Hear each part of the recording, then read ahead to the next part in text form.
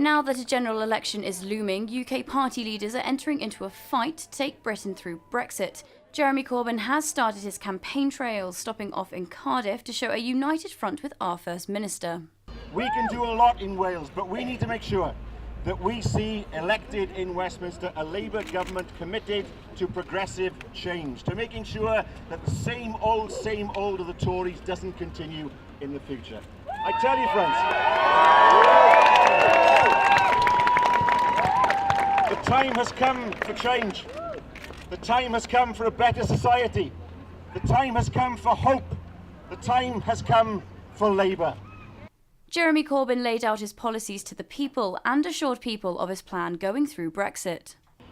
We are negotiating with the European Union to make sure this country has tariff-free access to the European market to protect jobs and conditions across this country. We will not tear up the workers' rights agendas. We will not tear up any of those things that we've achieved. We are determined to maintain that intelligent relationship which guarantees jobs. Because if we didn't, then what happens? Jobs will be lost in the manufacturing industry.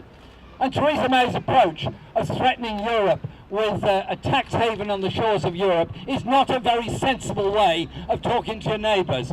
We have reached out to socialist colleagues all across the continent to work with them for the future, work with them to achieve a sensible, quality trade arrangement with Europe. That is our Labour offer.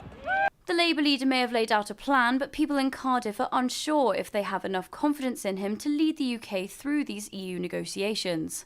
I think Labour have lost it really now with Corbyn in leadership. I don't think people find him very, amenable. We've been socialists all our lives, and we don't trust Corbyn to deliver anymore because he just hasn't got the leadership qualities required.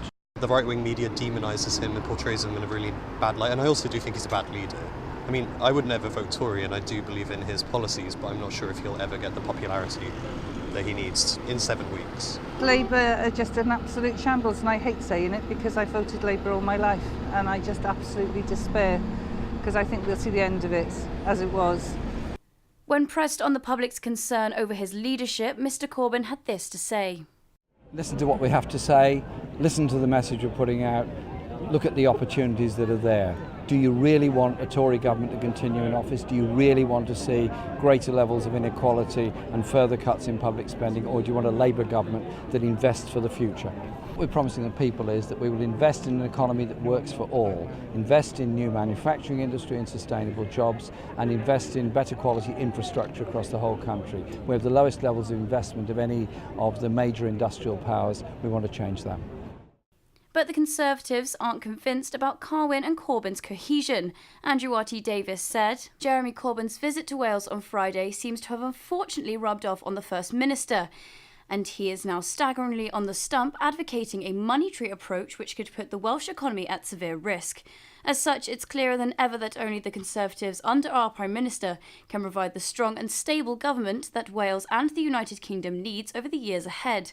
The choice on June the 8th is clear, a choice between the strong and competent leadership of Theresa May or the chaos and confusion of Jeremy Corbyn.